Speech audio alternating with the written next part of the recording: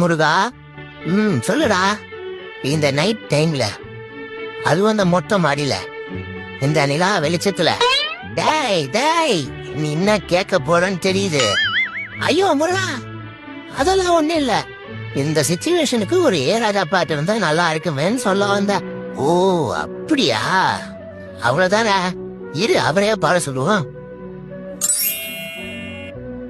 ஐயா இசை ஞானி, இவனுக்காக ஒரு பாட்டு பாடுங்க, ரொம்ப ஆசைப்படுறேன்.